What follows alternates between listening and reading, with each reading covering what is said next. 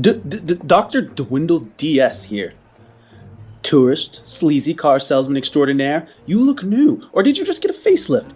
Either way, you look magnanimous today. You know who else is magnanimous? Starlight. That's right, this podcast. I mean, an adventure with me. In it, what's not to like? Welcome to my show. Let me show you around at the fair price of a listen, review, or subscribe. All these things go a long way to help other spacers find the show. And if you're feeling extra special, then consider checking out the Patreon. Do what makes you most comfortable. Just help a dwindle stay in business.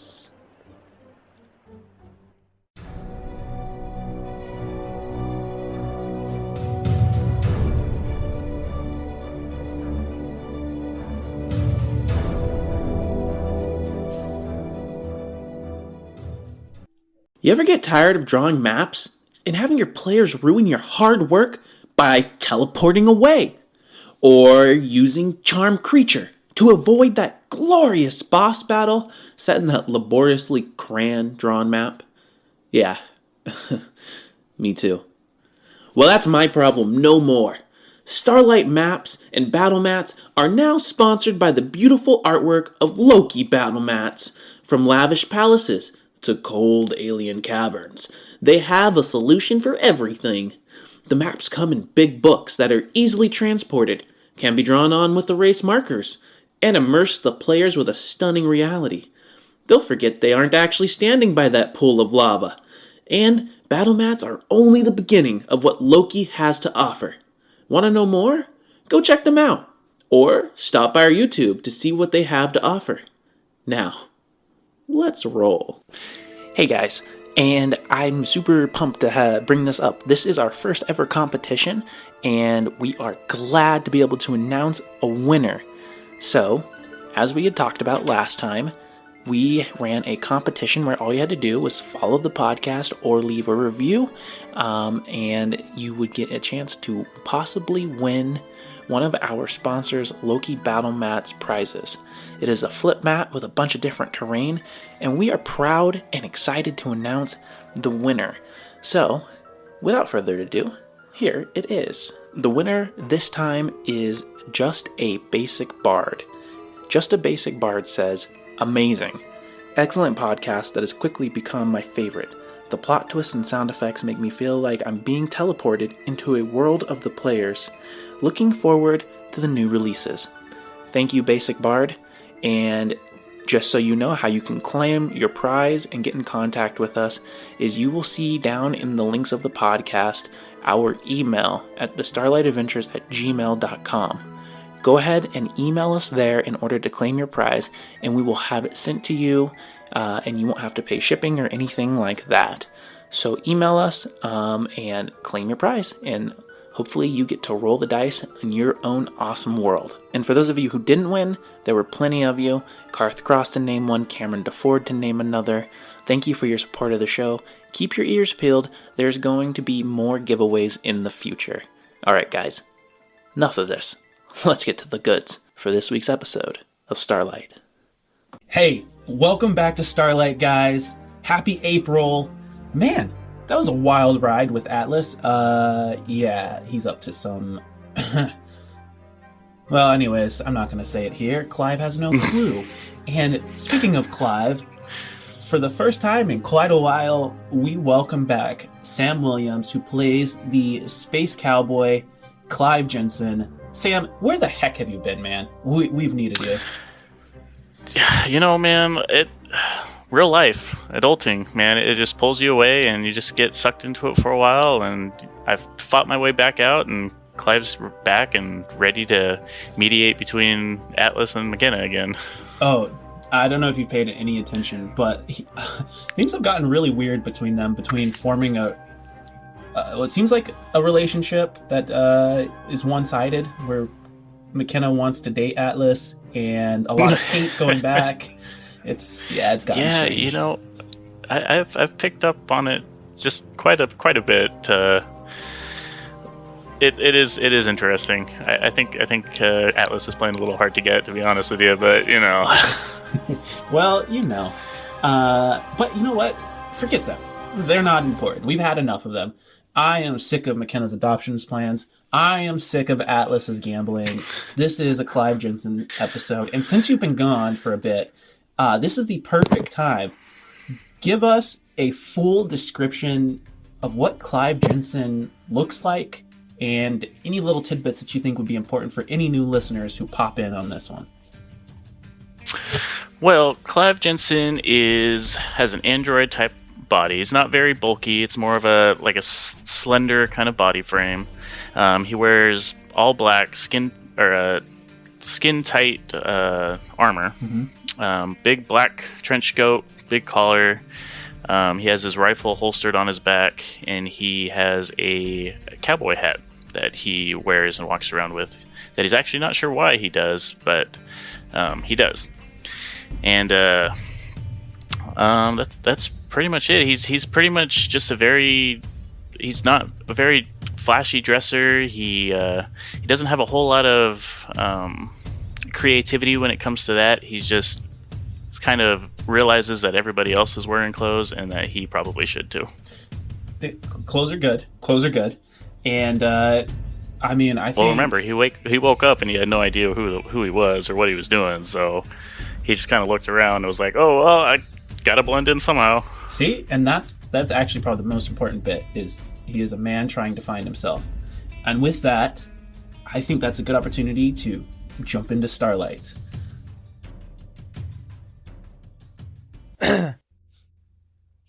Neuralink, access memories. Accessing Clive Jenson, having been left alone by his companions at the mouth of the cavern and entrance to the Loxodonian Temple of the Way, has nothing but time.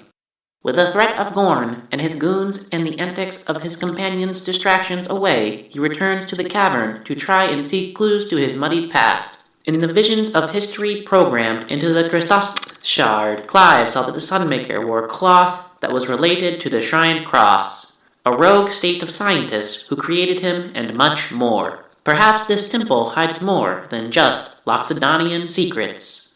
Memories retrieved. As we jump into Clive Jenson's story and how he reconnects with the group and what secrets he might find, we start with an expression of fate. For the very first roll of the night, Clive Jenson, will you please roll a die 100? If you roll a 51 or higher, you will get a point of inspiration. But if you roll less than that, I will get a point of inspiration or de-inspiration. I have already collected 2 from your companions. I don't know if I like the sound of that one. How's a 62? Go ahead and mark an inspiration for you to keep and spend.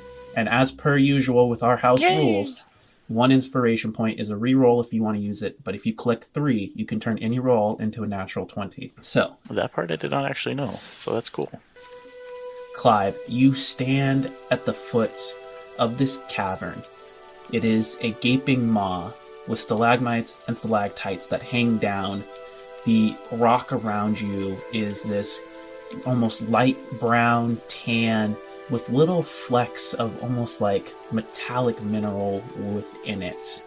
You can hear the light rain without as you watch the dark shapes hurtle away, your companions moving into the inner city of Nonoi and away from the foothills of the mountain range known as the Animas. Just as they are about to get out of view, there is one last belch of smoke from Atlas's speeder, and then he disappears, leaving you alone with the noise of the night, the wind, the rain, and then the pulsing of your veins and your heart as you start to think, what did the Sunmaker know about the Shrined Cross, and is there anything here for you to discover? Is it even worth looking? Well, it seems like the weather's turned around and there's no sense in trying to make it back to the city now. And I gotta get inside before I get drenched, so I think I'm gonna head back inside. I'm gonna take a look around. Maybe there's something Atlas must have missed, or some sort of information I can find to find some sort of lead, and then I'll probably meet back up with them later. So I'm gonna head back inside. You start making your way in, and you pass through the familiar caverns. There is like a faint shaking, but there's a few pebbles that fall, a few extra little trickles of water.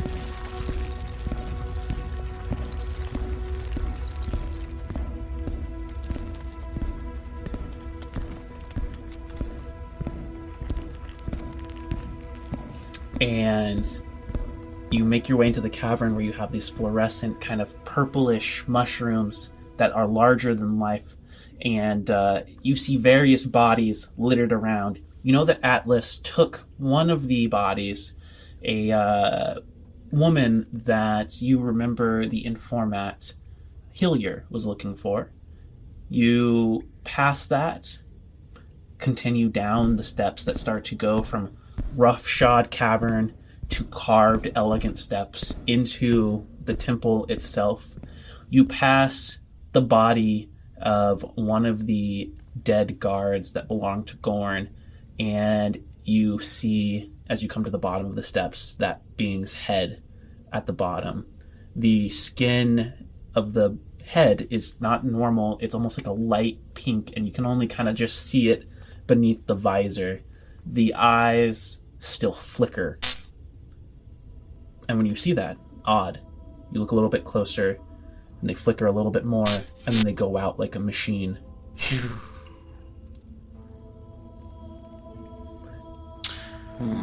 That seems quite curious. He's gonna kneel down and lift the visor up and see if it's actually some sort of machine under there, if it's just some sort of like implant. So as you lift the visor up, the helmet comes off, and you get this wild tuft of blonde hair that is just matted with sweat. Handsome features, besides the look of fear left on the face, but the eyes themselves are now blacker than the night. And you start to kind of turn it over. Can you make a biology check? It's gonna be a 9. It is hard to make out any concrete evidence one way or the other about it.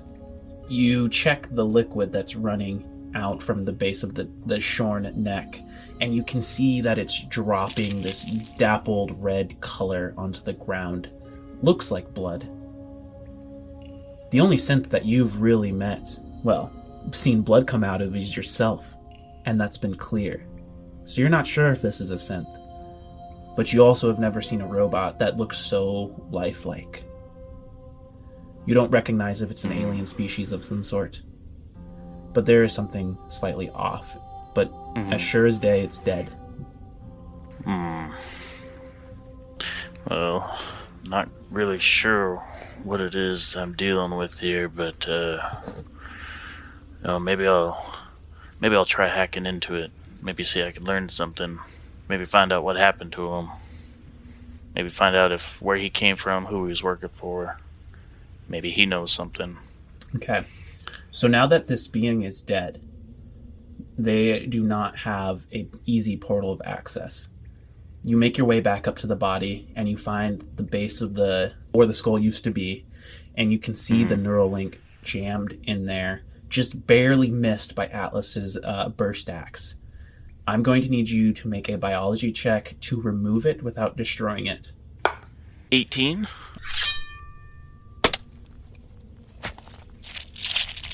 You're able to pull it gently loose, and eventually, with this kind of sucking, breaking noise, you get the neural link out.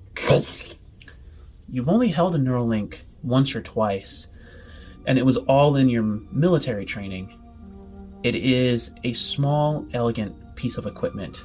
It almost looks like a coffin that is about 3 inches long, metallic, has this like dull yellow like line that runs through the middle, and it kind of pulsates various different colors. And then you can see it has these like almost like spiderweb veins of sharp, jagged metal that comes out of every single side in every direction. And they slowly give away from the tips of them from hard, jagged metal to soft, spider-like webs that were attached into the various parts of the spine, the brain, the face itself, and you hold it up. Unfortunately, without any slicer equipment, hacking equipment, and a personal computer to put it into, you will not be able to hack directly into it. But rest assured, you have gotten a piece of equipment safely. So as long as you can find some sort of terminal to work with, you will be able to find at least a good portion of the secrets and memories that were hidden within here. Alright, well, that's one thing out of the way. At least I got this thing out without breaking it. But I think I'm just gonna keep moving. I need to figure out what else this temple has to tell me, and hurry up and get out of here before I get trapped. I'm gonna keep walking through the temple. Okay, so you come back into the main area of the temple, kind of climbing your way through the rubble that McKenna threw apart using this powerful burst of technomancy. And you come to the antechamber that then splits off into an east and west wing hallway. To the west, that is the direction of the inner sanctum, where you found the Christos shard, as well as the little amulet. And then to the east is the various clothes that are ruined, the trashed hallway, and what you think might be Gorn's personal bedroom that he might use whenever he's here at the temple. I'm going to make my way towards the bedrooms. Start to pass various rooms and stuff like that. Areas that can be excavated but would take time. Well, I've got nothing but time to kill. Storm's going on out there. McKenna and Atlas are gone. I might as well take this time, this peace and quiet, to actually get some real work done. There are 3 main chambers that you can kind of shimmy into and work with. There's a lot of other ones. Yes, there's about 4 other ones, but those are the ones that are like almost destroyed to the point of no return. And not destroyed long ago. You, judging as you're kind of now taking your time through here, you can see grooves in the ground where something big ran its way through. And you can see signs of still smoldering parts of like where Atlas's burst axe fired off randomly into the hallway. Now, go ahead and make insight roll as you trying to figure out glean the differences of each room. 19. So, Clive Jenson, as you kind of pierce through and trying to just get an idea of what was here before the ceiling collapsed and everything, you were able to gather that the first room that you come upon it looks like it had a doorway. The door is missing, and you can see it's about as far back in depth as Gorn's room was, which makes you start to kind of think like, this could have been maybe a bathroom, could have been a bedroom. It's similar dimensions, made very in a similar way. And the second room is before you start clearing out anything that you come to. That one's really kind of just pretty easy to get a grasp on as you're able to work your way into about the first quarter of the room. There's various counters things have fallen on top of, but no mistake that this was some sort of food preparation hall. And the last room that you come to, that one is not as easy to read what it was. It is the room where you see a skeletal kind of like hand kind of protruding out from the rubble. Not anything new, ancient. Cloth that's really old, and when you kind of like poke it, you're afraid it would like unravel and break, so you just barely gently nudge it, but there's a thick layer of dust on it. You can't see the ends of that room itself, but Well, I think I'm gonna start my search in this third room here. Seems like it could be the room that has the most to offer. Make an athletics roll to start pulling stuff out and clearing it enough. And strength was never my best. Strength was never my, as they say, strong suit. Nat 20. How about that? Working smarter, not stronger, you are able to get some smaller things out of the way, use certain elements as leverage, and then try and just pinpoint the areas where you might be able to pull like a heavy rock or something out, but get more to fall out with it.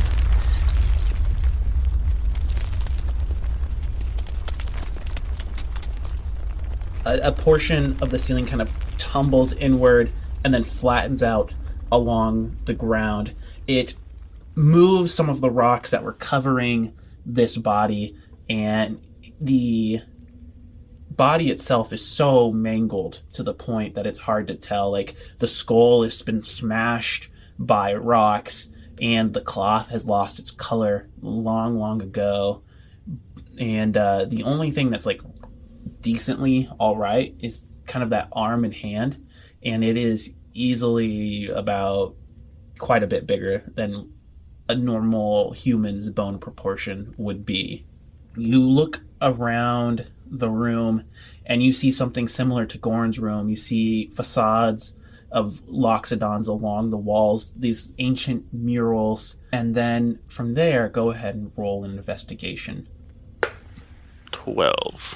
You do find some general things, but nothing that seems to be what you're looking for. This room itself, it's hard to tell what it was, but you do find like this almost kind of golden, dinged up like Tibetan bowl, and you find like another music implement similar, so maybe some sort of meditation hall. But all together in this room you find a ancient tapestry still in tatters, but might be worth some decent amount of credits.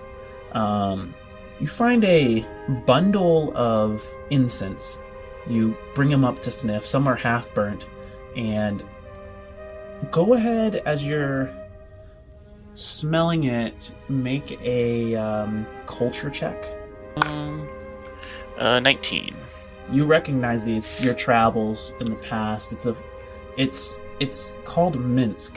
It's a floral scent that has kind of like this ashy end note, and it is used quite often by dwarves, more so in the form of like what we would consider like a hookah.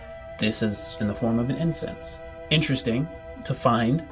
It's old, but it is interesting as it is a Loxodonian temple. And that's mostly what you find in this room. And then this is the room that has the hand poking out of the rubble? Yes. Am I able to tell what kind of creature the hand belongs to? Whether it would be human or, say, Loxodonian or Dwarven? Okay, yeah, go ahead and make a biology check. 9? Yeah, you can tell what it is. It is a half-orc. It is a pug's hand. A half-orc? Now, what could he be doing down here? I thought this was a Loxodonian temple. And Gorn, he's a tiefling. What the heck is I don't know, there's something else going on here. I wonder if McKenna knows anything about this. Is there anything on the corpse, or do I have to dig through the rubble to see if I can get to the rest of the body? Go ahead and make a simple investigation roll. And because you've already done the digging successfully, you can do it with advantage. I got an 11. You do find something. You find, as you're uncovering the other arm that's crushed, a jade bracelet wrapped around it. It is cut in the similar fashion that the Christosis shard was, all the various beads, and hanging from the bottom of it is a small piece of metal, probably about 5 centimeters in length, and it's just like a small, like cylindrical, tiny piece of metal. It's almost like a key without like the little in bit. I pull out the necklace that we had found in the other room, and I compare the two and see if they look similar at all in any way. They look nothing alike. One, this thing looks really old. The necklace looks like something that was at least recent in the last 20 years. Although it, as you know, money goes. It's money within Federation bounds is monetized as credits. This is an old coin that's been minted over with the face of some sort of gray, but they are from two totally different eras. I guess I'll throw that into my backpack. It's not really going to do a whole lot for me right now. Seems like there's nothing else in this room. I'll head off to that second room I passed. You make your way back into the second room. Again, you can get about a fourth of the way in there. The room is pretty... It's not as destroyed as some of the others. And go ahead and make a straight intelligence roll. A 9. You're, like, just walking into the room. You're not sure completely, like, why that is. It might just be luck of draw. But there's enough rubble around anyways that you would have to clear it.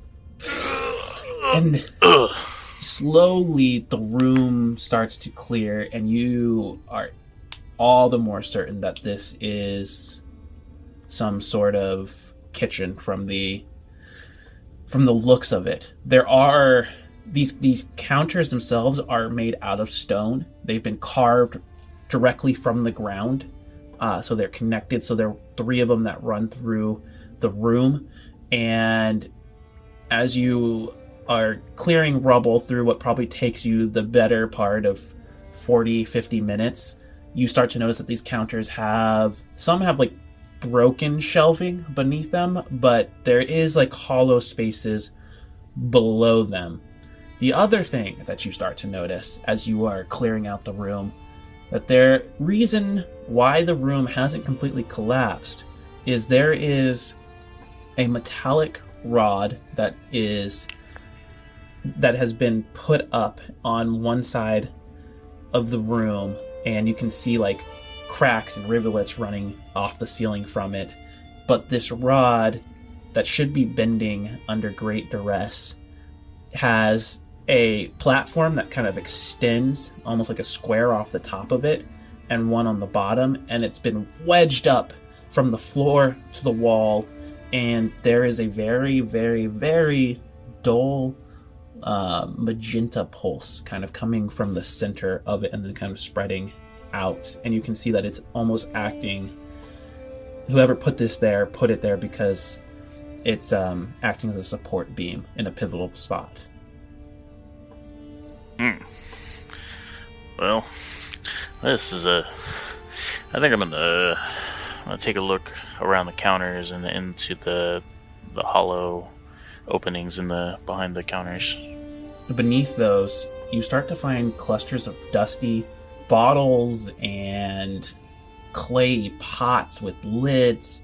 You find what looks to be like old gauze and linens. In a different one, you find a bowl that looks like it's kind of like white on the inside, but it's been kind of stained a deep rustic brown. You find thin scissors that kind of curve at the end, and are very almost surgically sharp. And then you find in one of the counters, there's a bunch of liquid that has long ago been that was destroyed and spilled across the bottom, and you can just see kind of the stain of it. And there's one single bottle left in a glass container that is covered with like a twist-on lid that needs to be like, you have to activate it and open it. You kind of hold it up, not sure, but it's a clear liquid. and you start to wonder if this is actually a kitchen. I open the bottle and smell the strange liquid. Go ahead and make an insight check. Unnatural 20. You're pretty sure it's embalming fluid. Embalming fluid. Well, I don't think this was a kitchen. At least I certainly hope it wasn't. I don't know what this stuff would be doing in here. I start to take a look around the rest of the room, take a closer look at everything, just to kind of see if I can really confirm what this room was used for, if I can find anything else, because it's starting to look like it was possibly a medical bay of some kind. Go ahead and make an investigation roll. Ooh, that one wasn't very good. 7. You start to make your way around the room, and there's nothing really of note. You do come around to that rod, and there is one small thing that does catch your eye. It's when the pulsating kind of like magenta light starts to come from the center and go out, you see a symbol that you recognize. It is the Shrined Cross at the center. This is some piece of Shrined Cross tech. Oh, this is great. This is excellent. This is a lead. This is information. I need this. I start kind of tugging on the pole, not enough to move it, because I just want to test to see its stability with holding the ceiling up. Like, I want to see how much I can actually move this thing before the ceiling starts to fall on my head. My friend, you are unable to budge it. Unable to budge it? Like, it doesn't wiggle at all? No.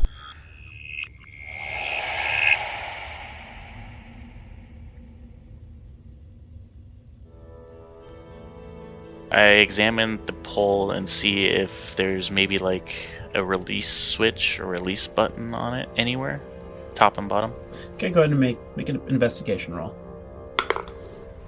11. Off the cuff, when the lights radiate from that center of the Shrined Cross symbol, you see that is actually just faintly a button. You kind of clear off some of the dust. Well, I think it's a bit too dangerous to press this and find out what happens. Don't want the ceiling to fall on my head. Think I'll leave this room for now and come back later when I'm ready to leave the temple totally, and I'll see what I can do about taking that with me. So for now, I think I just gotta hold on. I gotta hold off here and keep investigating. I'm gonna start to make my way out of the room into the last room I haven't looked at. Okay. So as you come into that room, in keeping with the choices we made before, go ahead and make an athletics check to start clearing it. How about an 8? This room, it is so cluttered with rock that has jigsawed its way so you are unable to move a thing. Somewhere there is that drip of water, bloop, almost as you...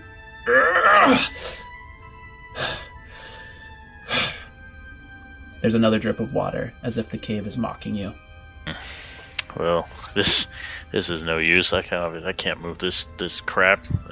Well, I guess I'll just leave. I'll go back to Gorn's room. Maybe there's something in there Atlas didn't destroy, or something he must have missed.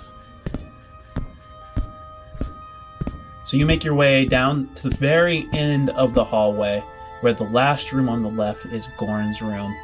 You take one moment as you look ahead, and it's probably just about 10 feet ahead at where the hallway kind of dead ends, where you see a massive hole in the ground, and it's just kind of wreathed in shadows, so you didn't see it before. You walk over and peer at it real quick, and somewhere from down there you hear this faint,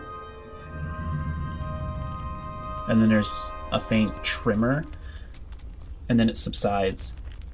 You kind of back away slowly, and you just see that the edges of the hole have like faint white chalky dust. What the heck? And then you remember what you're doing is the tremor subside and make your way back into Gorn's room. Gorn's room is a mess, destroyed, absolutely ruined. You see the open safe, I believe, is under the bed, where the bed's been pulled up, and you see all the facades. I'm just gonna take one last look around, do one good investigation check throughout the room to see if maybe we missed anything. Now that I kind of have an idea of what I'm looking for, that symbol is really what I'm focused on. Okay, go ahead and do that. 19. You scan the ground. You don't find anything different. You start rifling through papers and various things and bobs and ends. You don't find anything. And just as you're about to give up and walk away, put your hands on your hips and you kind of like remove your hat and scratch your head, looking up. And that's when you notice on the ceiling there is rows of ones and zeros that have been painted onto the ceiling.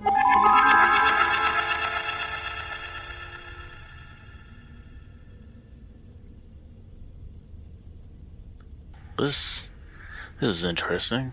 I haven't seen... Oh, I guess my character does know basic code, so I guess he probably would know binary. I want you to go ahead and make a straight intelligence roll. I rolled a 1. I want to use my inspiration to roll that. This is why I only took basic classes. 18. That's a little better. Okay. You start to decode it. You find that it is a code that the subject is for that of a synth, and it is a reset. The coding essentially is made to make the machine reboot itself and momentarily become restful, complacent, essentially forget what it's doing. It's a restart, refresh. Why would they need a code to reset synths?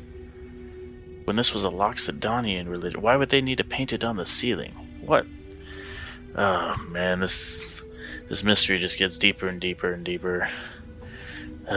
Well, still doesn't tell me anything about the Shrine Cross. It's still nowhere closer than where I was.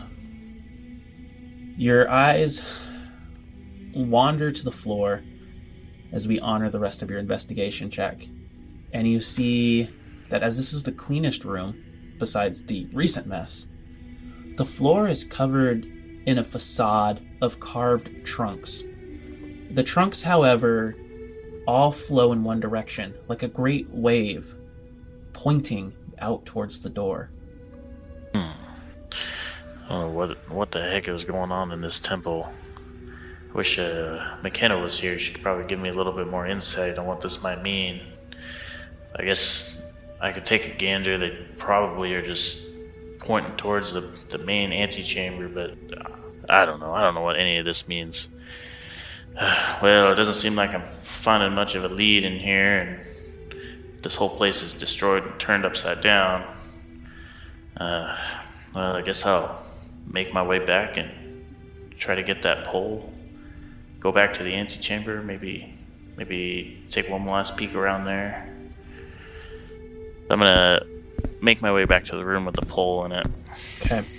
So you make your way back to the room, your boots echoing. You come to the pole, you're slightly pulsating. You see that it has the button.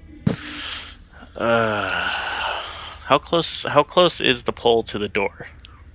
It is in... So if the door is on, like, say, like, the eastern wall, it's in, like, the southwest corner. So, and that's probably about 15 feet. I'm going to take a snapshot of the pole with the symbol on it.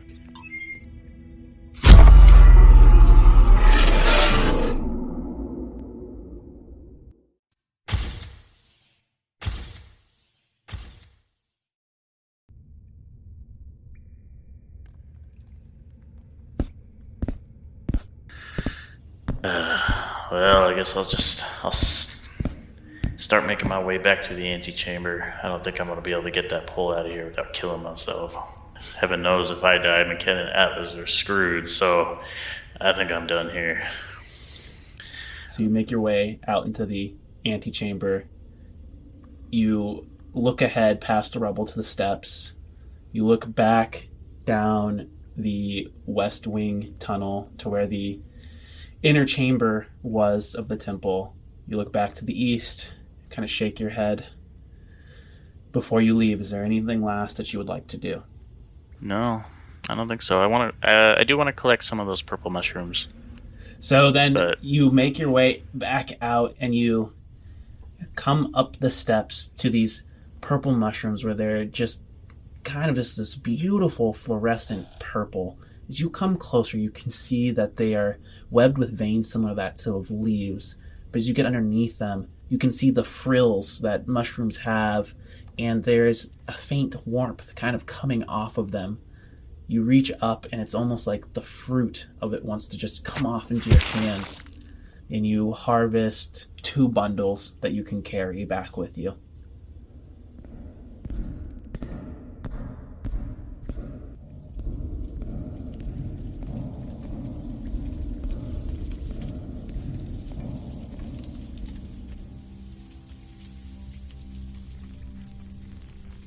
And with that, you make your way up out of the chamber. You look out in the direction of the city. You can't see it because of all the different hills. The ground kind of shakes softly. You sigh. The rain still hasn't completely let up. And you can see where the speeder you would have taken is in smolders. Still smoking, still electric sparks coming off it. Your only option, unless you want to spend time trying to fix this thing, is to walk back to Ninoy. Why on earth did I let them take the good speeders? What the hell was I thinking? I gotta walk in this crap now? Alright, well, I don't ever want to come back here, and I don't know what this place was used for, but I don't think it was for anything good. So before he turns around and starts making his way towards the city, he's gonna take out his blaster rifle, and he's actually gonna shoot the cave entrance to try to cause it to collapse so that nobody else can go in there. We are going to do this as a skill challenge. Pick a skill to help you try and figure out what points would be best shot to bring down the cave entrance. Perception to possibly locate weak points in the rock. 7? That is a fail. You are going to be shooting blind. It all looks the same to you. You're no dwarf. You're no expert. Curse this rain. You raise the blaster as the rain hits into some of your eyes. You wipe that out. And go ahead and use an attack roll. 14? So you hit quite a few different points. Almost kind of using the natural instincts you have as a fighter to bring down the various areas. You manage to bring down quite a few different spots, and then as the stalactites and the rock crash into the ground, on the third bit that comes down, the part that would cover the front of the cave, there is a deep rumble and a shake and a you look down, and at the same time, this is coinciding with a smaller scale earthquake. Just as the stalactite hits the ground, cracks kind of run out to your feet.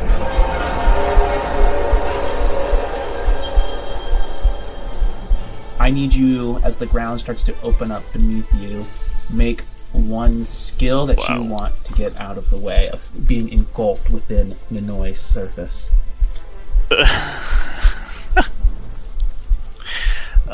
Survival check? Oh, don't fail me now! Oh, yeah, 14. 14. All right, jump to the side, grabbing one of the rock structures that's jutting out of the ground. You feel that kind of start to shake, and you're like, this is not good. You then run over to another, kind of touching the various rocks that jut up out of the ground from past earthquakes, kind of feeling for the tremors and where it's getting weaker, and you start to make your way away from it by finding which direction the earthquake is really kind of like hitting from, and you find some modicum of safety, as not only does a gout of dust, rock, and rubble come up from the front of the cavern, spilling over and crushing it and covering the cave, but also as short sinkhole that kind of bowls into the ground forms not too far from where you were before.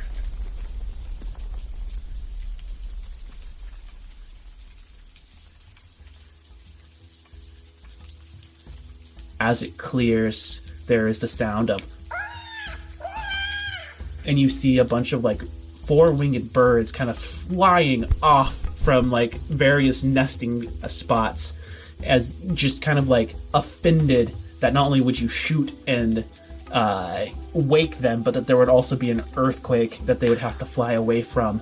And you just watch as almost like this V formation of these birds kind of flap away. And you just kind of find yourself standing there, hat in hand. Just what a night.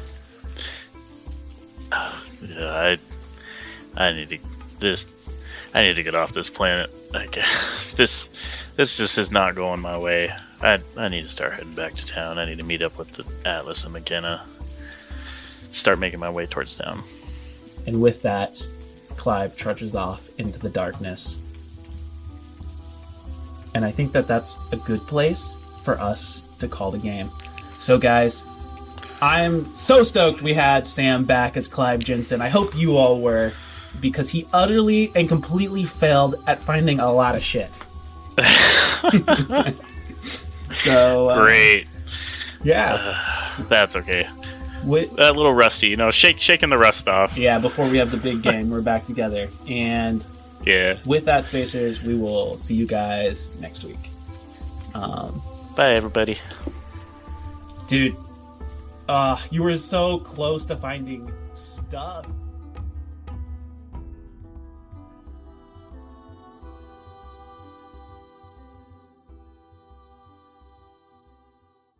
Thank you for listening to this episode of Starlight. If you enjoyed this, please like, share, subscribe. For early releases, exclusive RPG content, and other bonus material, check us out on Patreon at patreon.com/starlightadventures. And to reach us for questions to be aired, email us at thestarlightadventures@gmail.com. See you next Tuesday, Spacers.